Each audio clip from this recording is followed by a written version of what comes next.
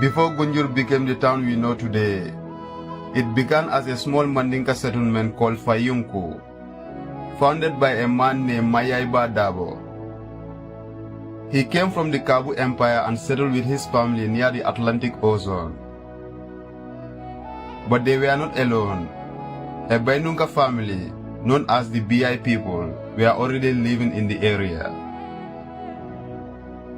Every year, a religious man from Mali, Amantora Toure, traveled to the coast for spiritual retreat. One night, he saw a vision, a place near an anthill, a big tree, a dead deer under it, and vultures above. That was the sign of where he must settle. He came with his students, including a gifted blind student, who recognized the spot the moment they arrived. Amantora cleared the place and named it Tunjur. Over time, the name changed to Gunjur. At night, Dabo's children would secretly visit Amantora's students to listen to Quran recitation, even when their parents punished them. They kept returning. When Amantora heard this, he invited the Dabo family to Islam, and they accepted.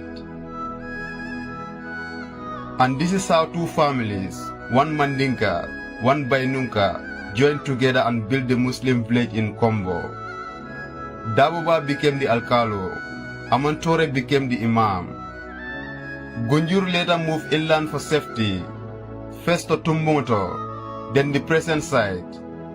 But their new faith brought conflict. Brikang was still an enemy's kingdom, and Gunjur refused to follow their traditional religion. This led clashes that lasted for years. In the 19th century, a leader named Fode Silla turned the resistance into a jihad, spreading Islam across Kombo. The British and French grew worried because the fighting interrupted granite trade.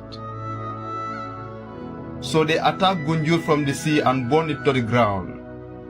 Survivors fled to Casamas, then later returned to rebuild the town once again.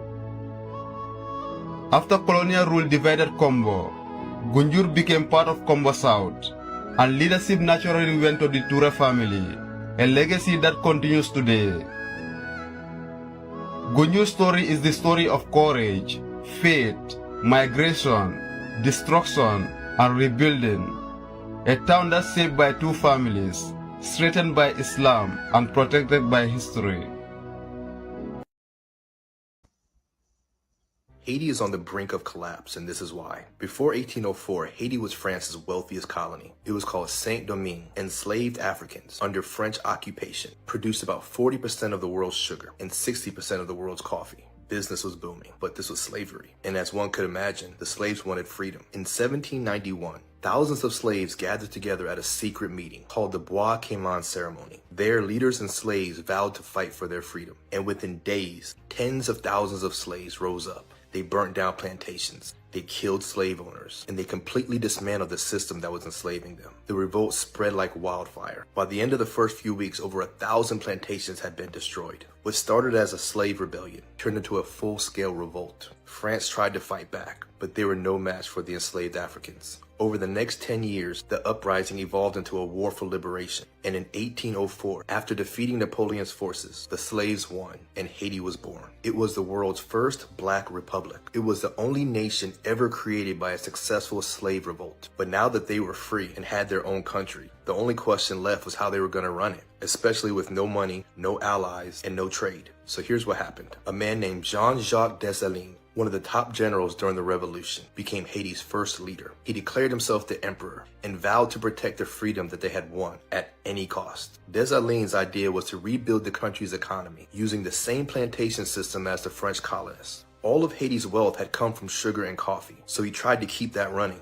He essentially established a sharecropping system under military supervision, but the former slaves were not trying to hear that. They didn't want to continue working the land under new masters. They fought for their freedom, and freedom is what they wanted. Also, as is the case with most every country, there was also the dynamic of racial discrimination. The vast majority of the population was former slaves, but there was also a population of mixed-race elites. Many of them had been freed people of color, usually educated, many owned property, and many were actually former slave owners themselves. Under French rule, they weren't enslaved. They kind of walked the border of that division. So when Dessalines, a former slave himself, became emperor, he instituted policies that the mixed-race elite believed favored the former slaves. They accused Dessalines of reverse racism and dictatorship. And in 1806, 2 years after gaining their independence, Dessalines was assassinated by a group of mixed-race officers.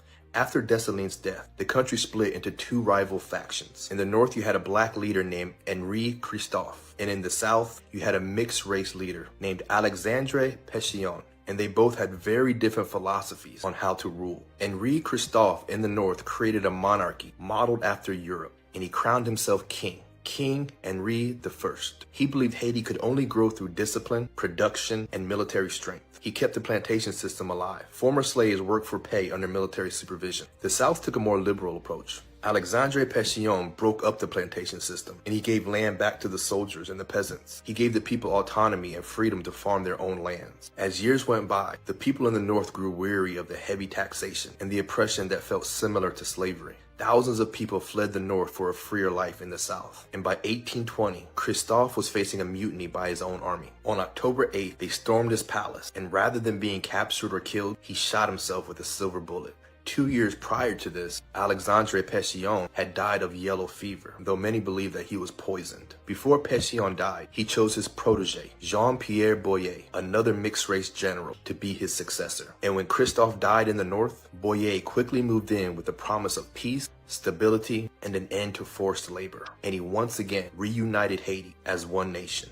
But Haiti's problems were only just beginning. In 1825, France returned to Haiti with warships and a threat. They said if Haiti wanted to be recognized as a legitimate nation, then they would have to pay reparations to France for all the property they had lost. And by property, they were referring to the former slaves. So under the threat of an invasion, Boyer agreed to pay 150 million francs, which was an impossible sum of money. 150 million francs in 1825 is the equivalent to $10 billion today, and it was 10 times Haiti's entire annual income. In order for Haiti to pay it, they had to borrow money from French banks with interest. And that decision crippled Haiti's economy for the next 100 years. Money that could have gone to building schools, building hospitals, and building Haiti's infrastructure went straight back to France and its bankers. France effectively enslaved Haiti all over again. 70% of Haiti's earnings went towards paying France. They were never able to effectively rebuild their economy. They were intentionally kept in a state of political weakness. By 1915, after a number of coups and ousting of leaders, Haiti was in a state of political and economic crisis. Their President Vilbrun Guillaume Sam had just been assassinated by a mob, and the country was spinning out of control.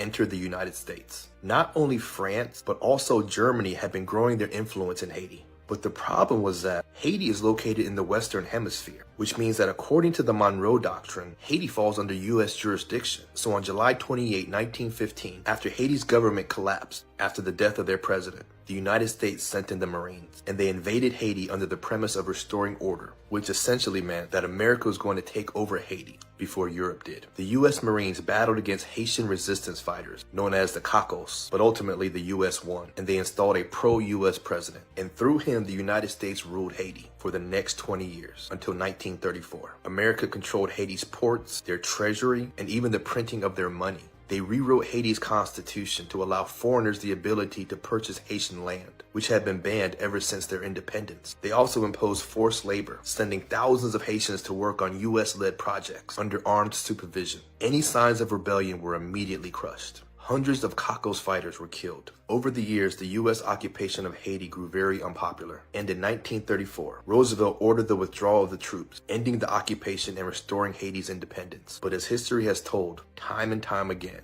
Once one power leaves, a power vacuum is left in its absence. And what the United States left behind was a government structure built around the Haitian army. The army became the real source of power. Throughout the 40s and 50s, presidents came and went, mostly through coups and assassinations. Haiti cycled through short-lived governments, corruption, and civil unrest, until 1957, when Francois Papa Doc Duvalier rose to power and declared himself president for life. He ruled the country through his private militia, the Tonton Macoutes. The Tonton Macoutes murdered Papa Doc's opponents. They terrorized the citizens, and they made sure that he stayed in power. He turned Haiti into a dictatorship. He used foreign aid and tax revenue to pay his loyalists and to fund the Tonton Macoutes, and to enrich himself, diverting tax dollars to his offshore bank account. But despite the corruption and the brutality that he imposed on the people, he was an anti-communist. And the enemy of communism is a friend of the United States. So the United States supported him. They sent foreign aid. And as he enriched himself off of this foreign aid, he was tearing the country apart. By the time he died in 1971, the national treasury was nearly empty and the government was drowning in debt. After his death, his 19-year-old son, Jean-Claude Baby Doc Duvalier, inherited his presidency. At first, he promised to rule differently than his father, softer, but that didn't last long at all. The foreign aid continued to flow in, but instead of aiding the country, much like his father, it aided his personal bank account. By the 1980s, the country was broke. Inflation was out of control, and protests erupted all across Haiti. In 1986, after 30 years under Papa and Baby Doc fled to France, leaving behind a nation in chaos. And to this very day, the country has gone through an endless cycle of coups and assassinations, to include the most recent assassination of President Moise in 2021. Today, Haiti is barely functioning as a state. Armed gangs control 80% of Port-au-Prince, and the police are helpless. So now the United Nations has approved yet again another foreign intervention to try to restore order. They say the problem is gangs, and it is. But it's not just the ones with rifles in the streets. It started with the ones that pulled up in warships, forced them into more than 100 years of debt, exploited their country throughout its entire existence, and stripped them of their ability to ever stand on their own feet. But who knows? Maybe this time will be different. Sit here and wait until Joe Anderson gets off his Honor and respect, honor and respect, honor and respect. Divine all blessed greetings and salutations. It is another edition of Revolutionary Hoodoo, New Orleans Voodoo Secrets and Recipes. Powered, promoted, sponsored, and supported by NOIVD, New Orleans International Voodoo Day. May 23rd and 24th, Saturday and Sunday, May 23rd and 24th, 2026. New Orleans International Voodoo Day promises an inspiring and immersive experience with a diverse lineup of engaging events. Highlights include an educational symposium featuring distinguished speakers from around the world, including a delegation of scholars and spiritual leaders from Benin and Haiti, as well as art exhibitions showcasing voodoo-inspired works by talented local and international artists. The event will feature a children's program and an Afroecology exhibit exploring the sacred nature of plants in voodoo, their role in spiritual practices, and their connection to our ancestors. The weekend will culminate in a ceremonial procession to 9 significant sites throughout the city, locations where the enslaved were brought ashore, held, auctioned, and where they later found community and built culture. This journey will begin at the transatlantic slave route to New Orleans marker on the moonwalk at the river and conclude with a traditional voodoo ceremony at Congo Square. And additionally, visitors can participate in interactive workshops, community discussions, and opportunities to connect with practitioners and cultural experts throughout the year. This multifaceted celebration offers something for everyone, creating a meaningful space to honor the past, celebrate the present, and to inspire the future. And we're certainly grateful and appreciative of those of you who continue to join us and support us here at 9 p.m. U.S. Central Standard Time, Monday through Friday on this powerful podcast. We're certainly thankful for your attendance and support. S. Marie, thank you so much for continuing to join us. Daniel Neal, we certainly are grateful and appreciative of you and your participation and support. Lydia Morton, greetings and salutations to you and yours.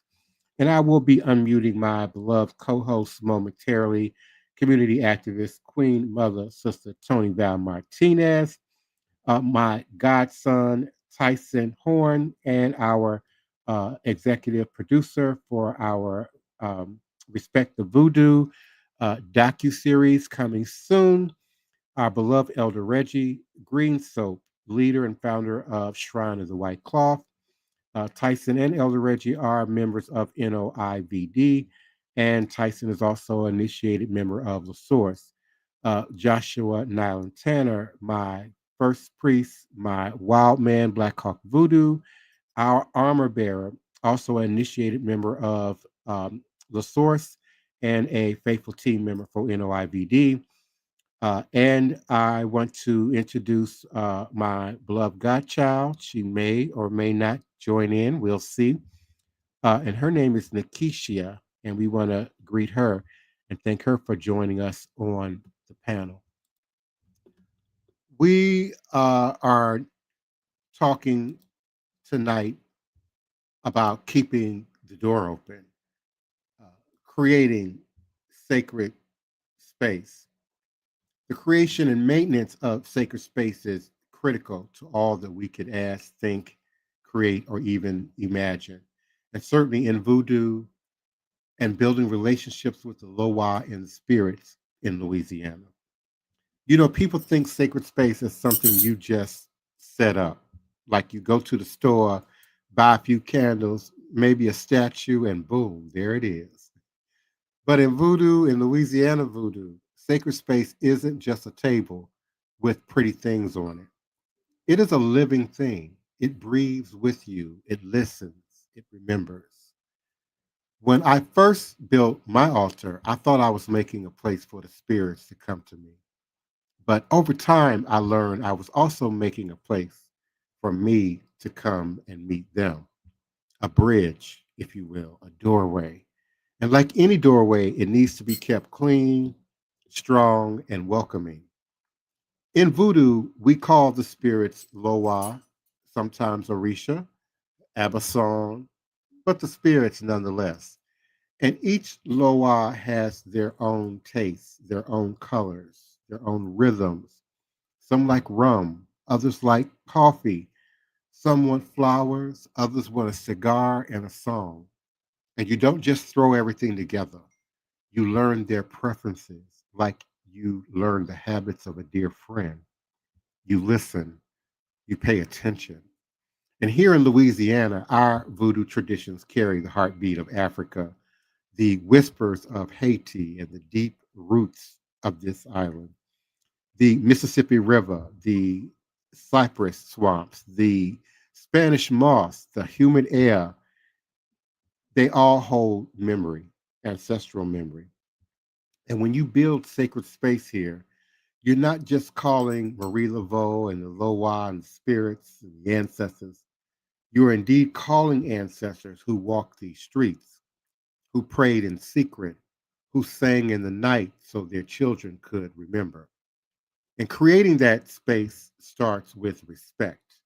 You choose a place in your home where you can be still. You cleanse it physically and spiritually. Maybe with Florida water, maybe you smudge it with some sage and sweetgrass, maybe with a prayer whispered in Creole or in your own mother tongue. You lay down a white cloth because white is the color of spirit, of clarity. Then you begin to place the items and speak to the Loa that you serve.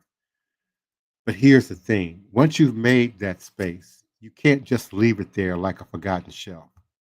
Sacred space is like a garden. You water it with your attention. You feed it with offerings. You tend it with your hands and your heart. If you neglect it, the energy can fade and the doors close.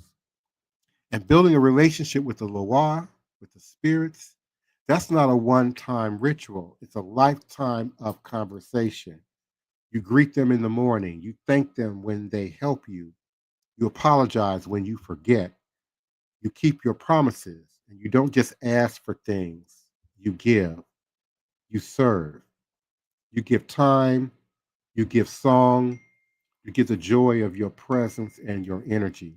And sometimes the Loa will come to you in dreams, in visions, sometimes in the way the wind shifts or in the sudden scent of something sweet when no one is cooking. They'll test you too. They'll see if you are serious. And if you are, if you keep showing up, they'll show up for you. They will show up for you in ways you cannot imagine. In Louisiana, we know the veil between the worlds is thin. The old cemeteries, the crossroads, the riverbanks, they're all places where the spirits walk close. But your altar, your sacred space, can be that place as well. A crossroads in your own home, a crossroads in your own sacred space. So when you light that candle, when you pour that glass of water, when you speak their names, remember you're not just decorating a corner, you're opening a door. And every day you tend it, you're saying to the spirits, you are welcome here. I remember you. I honor you. I invite you. And in return, they remember you too. We, when engaging with the spirits, what are the essential elements, beloved co hosts, and my chat participants of a voodoo altar for you? And how do they contribute to the spiritual connection? How do you maintain an active altar? And what rituals are performed there? What role do the spirits play in your voodoo, and how are they honored? How do you create a sacred space for private rituals and public rituals? And what is the significance of the objects placed on your shrine, on your altar? And how do they represent the spirits and your ancestors? Please do come on in, Queen Mother, Sister Toni Val Martinez, beloved Tyson Horn, Brother Horn, coming in. Elder Reggie, please do unmute your mic. Brother Joshua Allen Tanner, please do come on in. And if you feel so inclined to do so, Leticia, please do unmute your mic and come in. What say you? Greetings and salutations. Good evening, everyone. Oh, Good evening. Good evening. someone take the wheel, take the wheel. I thought someone was speaking already, but for me, I only have an ancestors altar with all the deceased family members that I'm aware of. And I will sometimes put flowers on it for every one of their birthdays or the day they crossed over. I put a white candle in front of their pictures. I also have um a urn that contains some of the ashes of my oldest grandson who was murdered. And basically, that's what I do.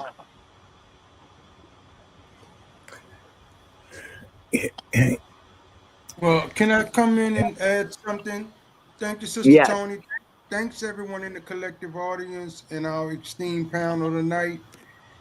Wow, this is a very, very powerful and touchy topic tonight because as Divine Prince was reading and what I learned how to set sacred space. So let's say even if you're living in a one-bedroom apartment, you have to separate the living from your activities. And so I like to use what's called black medicine. I also use soap, rock salt, and I also love to work with powder, baby powder. Just the mere fact of putting these items down, you're telling the spirit world, if it's ancestor, other world beings, that this is their space and this is for the living. So when you do that border and you setting up sacred space, any items you bring in within that space, at least try to have one thing that's organic. Plastics are not really not really received well, but they are received. But if you can have a bowl of water, a rock, a tree, a plant, a branch, just something organic, because spirit, everything organic is still alive, and spirit can move through the organicistic of these items to appear in the space invisibly, so you can have that dialogue. And that's what I wanted to add. But Elder Reggie, um, this is Brother Ty. Ty, come on Yeah. in. Oh, hey, Ty. Yeah, yes, Hey, I man. got you. Um, I was you mentioned something about keeping the spirits from the living, and you mentioned those items like such as the baby powder and so forth. And I'm wondering, where do you physically place those items to create that separation? So let's say if I'm in a 10 by 10 space, Mhm. I'll walk off, let's say 2 feet from the 10 feet, which leave 8 feet for the living, but 2 feet I'm dedicating the sacred space for the sublime, the spirit realm. So Mhm. right there, just I can run the line of sight of I put baby powder down. You'll come in the space and won't even see the baby powder, but the Mhm. baby powder has been laid down. The Mhm. spirit know it's there, and those who are not wanted spiritually can't cross it, because I set my intent when I'm putting the item down. Mm. That's interesting. I'm Uh-huh. You glad you said also that. don't you also Okay. don't want to mix your living Loa, your living Orisha, with your ancestors. You don't carry your Ilekis and your implements that represent living spirits into the cemetery. And that separation, as Elder Reggie just eloquently suggested, can really be implied. If you remember the video and the footage of the Day of the Dead, Fet Gede from November 1st, Brother Joshua and Mhm. I constructed a rada altar Mhm. and Mhm. table, and then Mhm. across the aisle from it, the Petro table. But then we separated Gede from the Petro. It was just a simple implication, a different change in color of fabric, Mm. the placement of the items, and just an implied separation. As Elder Reggie Mhm. suggested, the spirits see and know, and your intention is everything. Mhm. It's good to know Mhm. that. One thing that as far as things that I've picked up from just one thing I picked up from Elder Reggie. Now I've learned a lot from you, Brother Ty. But I actually took a it's like a wash basin, or like a tin basin, and I have um soil from New Orleans, and some soil, some sand in there. And what I started implementing is, I have water that I keep, and I'll take the water and the the sweet drink and the hard, like the either liquor or some type of hard liquor or something like that. And I have that bowl, and so when I'm pouring libations, you know in front of the altar, that bowl is like I'm pouring it onto the earth. It's almost like I'm pouring it onto the earth and pouring it onto the soil. So I learned that from my time out there, and it's Mhm. something that I continue to do. And it's just you know Elder Reggie, help me because I'm drawing a blank right Yeah, now. no. I got you. I got you. Yeah, but Yeah, talk a bit about that, because I picked that up yeah. from you, and there's a lot that Ty has taught me, but I won't go into it because it's a whole process. But I'm actually in the process of I'm in a new space. My altar room is downstairs in my garage area, down in the back room, and I'm actually starting to set the altar up again. And it's funny how when we started this podcast, um, it's almost like I could hear my family saying that the spot that I was about to put the ancestor altar in, that spot ain't good enough. I need to move it to the other spot. And I'm like, well, that's the good spot. And it's like, yeah, like I'm hearing this dialogue in my head, like, yeah, that's the spot. We need to be over there. And it's like, it's just funny how that plays out. But speak on that as far as pouring the libations, Elder Reggie. Yes, yes.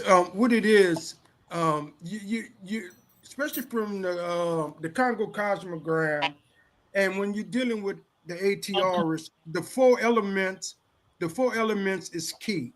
And so when you set up your libation, you're using sand, dirt, earth as your earth. You're gonna put that in a not a plastic bowl. It could be glass. It could be what I can't right now. My mind is moving too fast.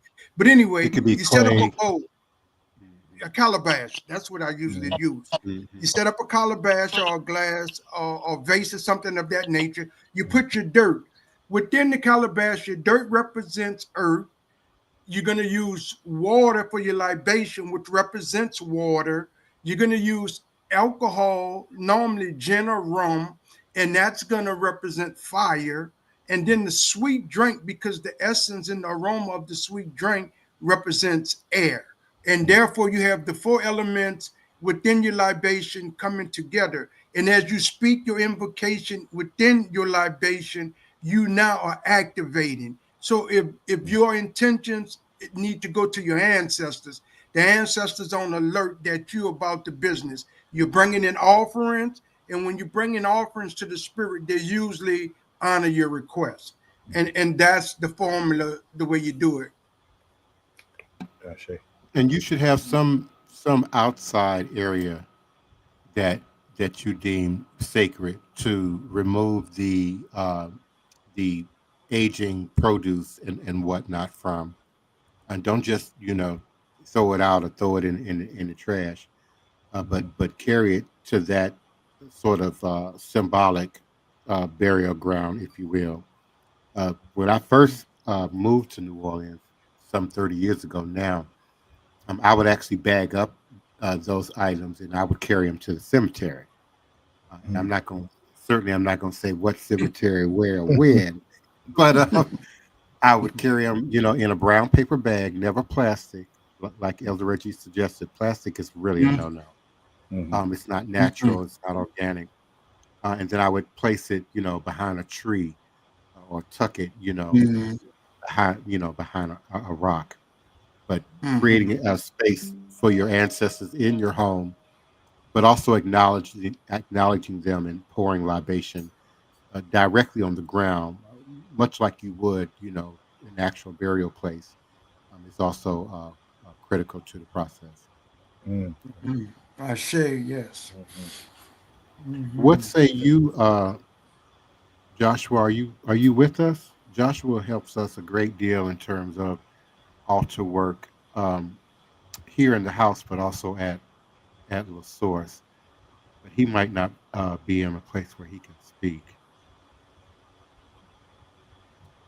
Nukia, Sister Toni. Yes, I'm here. I was listening to, they were saying about not putting anything plastic on it, and I was sitting up here thinking about my ancestor altar going, do I have anything plastic on it? But no, I have a lot of wood and brass figures that are just me, and some drums on there.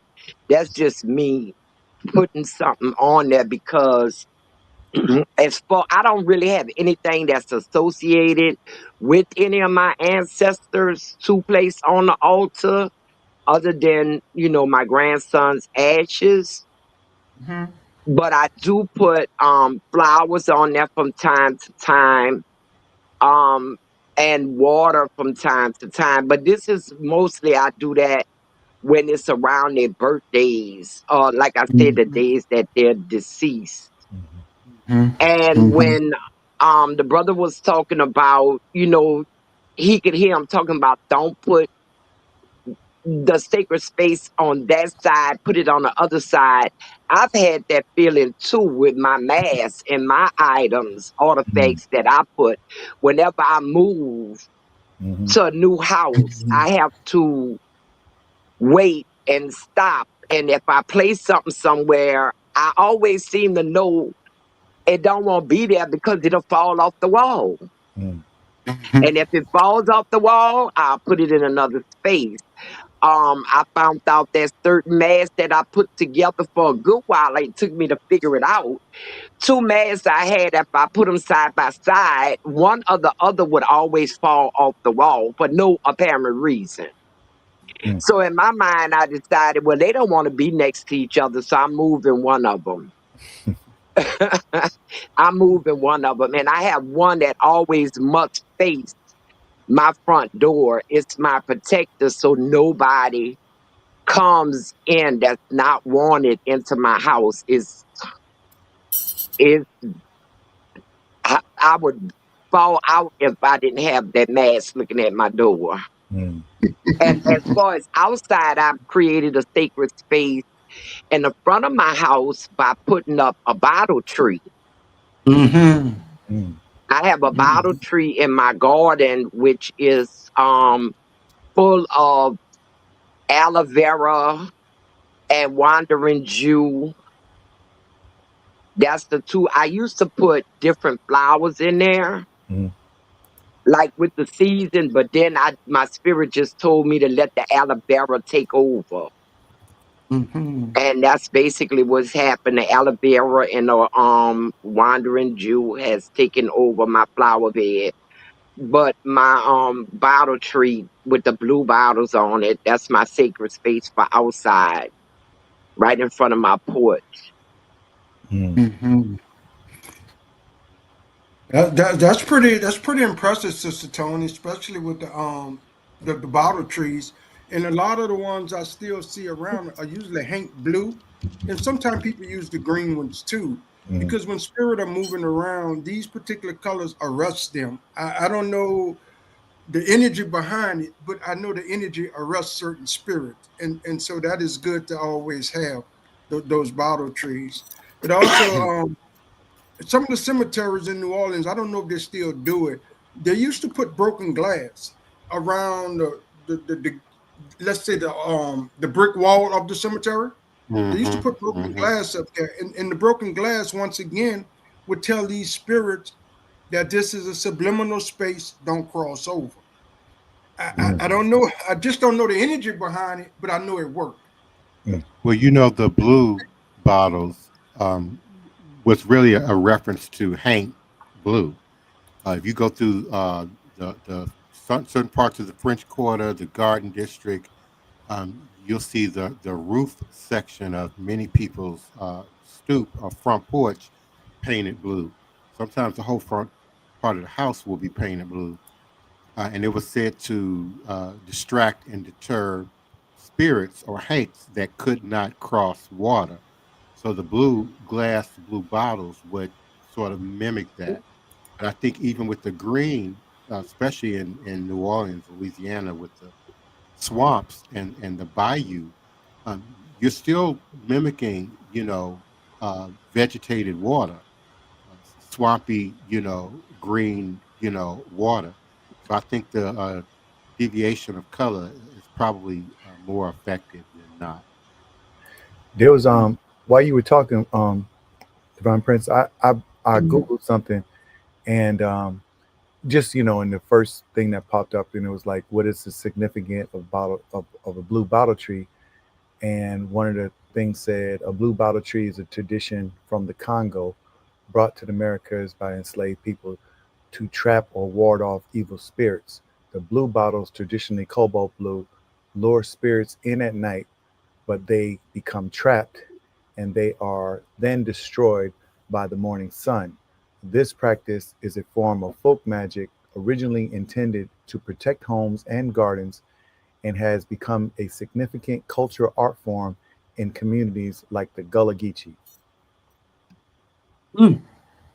Yeah, I had an experience with my bottle tree that kind of freaked me out. One of the lightest blue bottles I had on there. You know how they say they catch the hanks that's roaming at night and they can't get out and the sun burns them up. Well, one day I went outside and I was watering my plants and I noticed inside that bottle was blood. Mm. Like blood from an insect, but I couldn't see the body of the insect.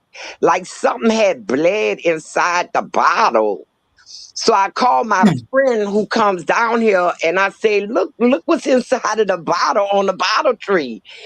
And she was just like, wow. And that freaked me out. And we tried to make sure it was on the inside. And I was like, I wonder did something get trapped in there and the sun burned it up. But that really freaked me out. And now that same stain is a dark brown inside the bottle. Hmm. That freaked me out. That really freaked me out. And It's my very whole in- house is paint blue. My whole house is painted paint blue. Well, it's a And the very, porch. very interesting topic. Now I know with the bottles, most time they're whole, but I've also seen people employ chip and broken bottle, mainly blue and the green as Divine Prince spoke of. But that's an open element, and it's not capturing, but it still worked. Yeah, and also back in the day too, it was to keep people from jumping your walls. I understand that. To keep people, it was to keep something in and to keep something out. So spirit and house- human. Yeah. And my house members actually have and wear sacred beads crafted from spirit bottles. Mm-hmm. Oh wow. Right. Yep. And right. So Divine Prince kind of speaking to it, even if you're wearing beads or like I said, chipped glass spread out, even though to keep a criminal away, but it was also there to designed to keep certain negative spirits away also. So something within glass, which we know is refined sand and heat, can also be used as a sacred product as we move forward with altars and setting sacred space. Yeah, like on the altars, you talking about some of the elements, and so you know, what I've been taught is to, this is in keeping with the Ifa calendar, is like every 4 days, refreshing the altar. Is that's how I do mine, where I'll make sure that the coffee is replenished, the water is replenished, clean out the glasses, and just replenish everything and make sure the flowers are on there that are fresh, and always keep fresh flowers on there. But that's something that water is, Divine Prince, talk about the water, because like every altar needs to have water, like, right? Is that water is so significant? Absolutely. And especially your ancestors' shrine. They can literally call spirits to your table. So that water should be also kept clean, but attended to. You want to pay attention to changes and movements as well. Does it have to be in an open vessel, or could it be in a bottle, a glass bottle? I have both sealed bottles, but I also have open vessels of water. Okay. Right. I like to share, just chime in. I do attend when I can, and they're set by the Santeria community, and they're called MISA, MISA, and it's basically meaning mass, sort of tying into the Catholic Church. But you always set 9, maybe wine glasses or whatever type glass, and they're open containers with water, and you setting the intention with the different 9. So spirits can, as Divine Prince said, come within that space and communicate with you.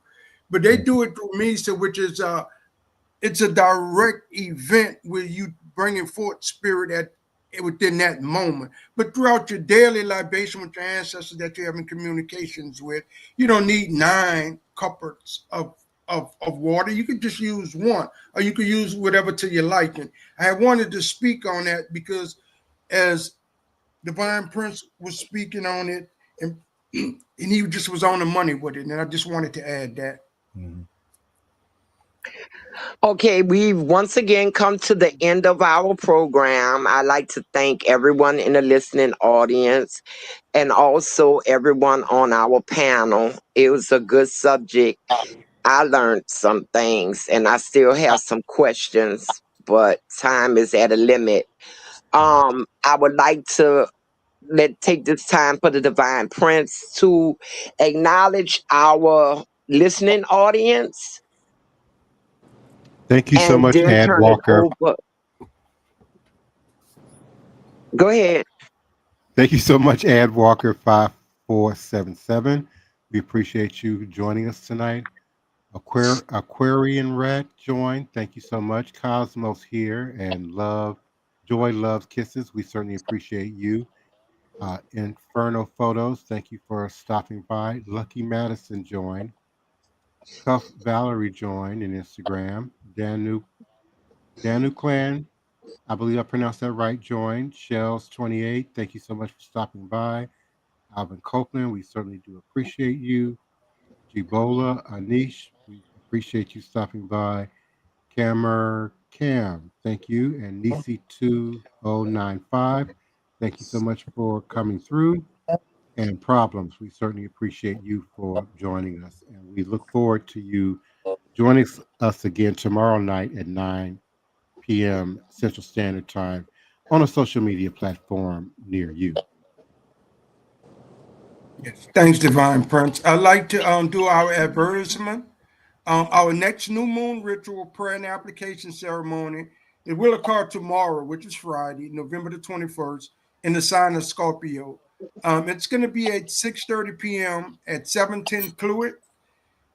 It's a ritual of spiritual warfare gathering. If you're in the vicinity or close by, please come out. We'll be there, and we do what we do. With that, I like to say, lest we forget. The spiritual medicine of voodoo brings healing and relief from the shackles of slavery that binds the master and the slave to the same chain of social division. We continue to have work to do. With that, I say ashe, ashe, ashe. Good night, everyone. We love you, and we'll see you tomorrow night. All right. Ashe. Good night. Odabo. Ashe, good night.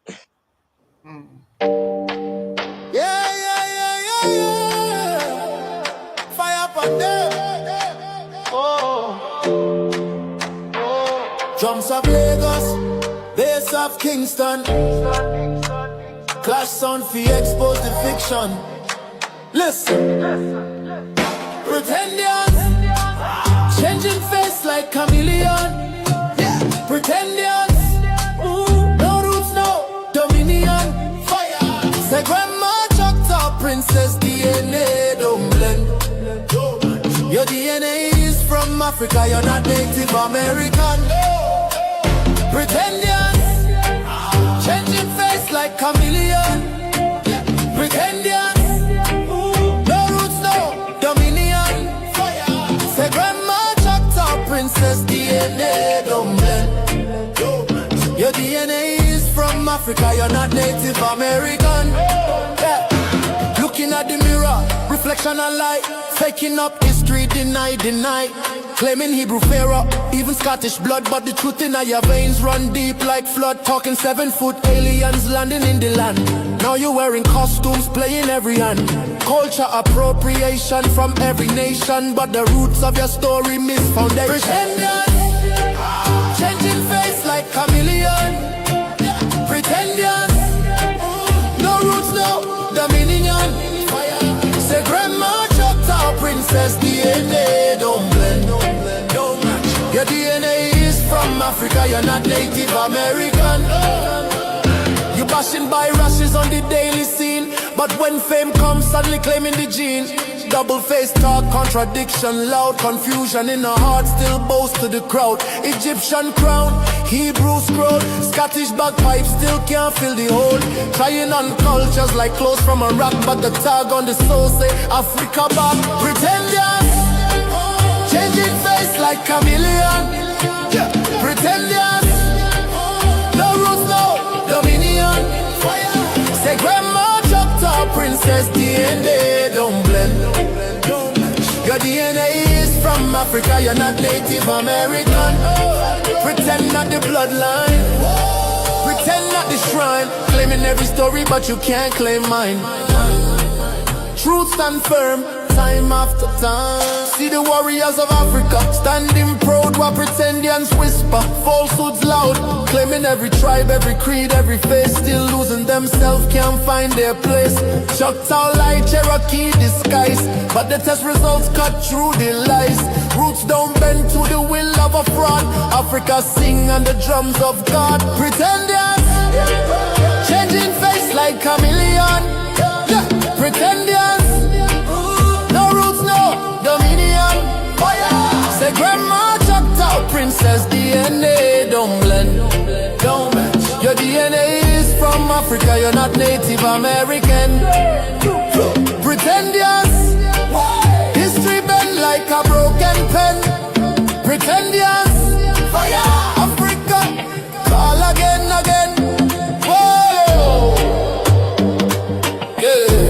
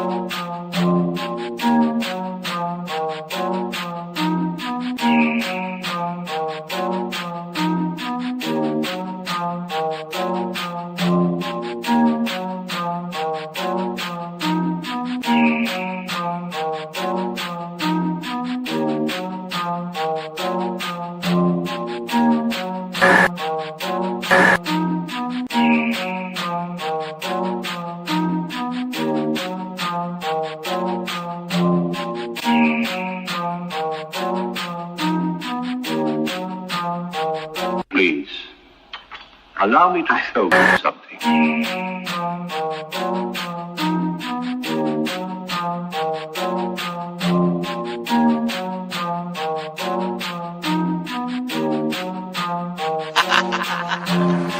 They say I'm crazy and that might be true. I got this right in my DNA, yeah, I'm coming for you. It's time we turn the tables, flip these motherfuckers on you. I wanna see you hanging from trees, it's time you pay for your dirt and your showtime. You created the monster, you created the beast. Now all this savagery you just gon' reap. I'm coming home, daddy, to the plantation, and I'm taking the lives of everybody, including the children, on some Nat Turner away. Do you hear that sound? It's about to go down. Unleash the beast, we about to tear this motherfucker down. Do you hear that sound? It's about to go down. Unleash the beast, we about to tear this motherfucker down. I met my girl Harriet at the gate. If you wanna know how she doing, yeah, she's straight. But she had one question: when we gon' get up? All that talking tough, yeah, we don't walk it tough. She got it locked and loaded, got that piece up on her side. She looked me in my eyes and said, "Meet you ready to ride?" Moving forward, you gotta use both eyes.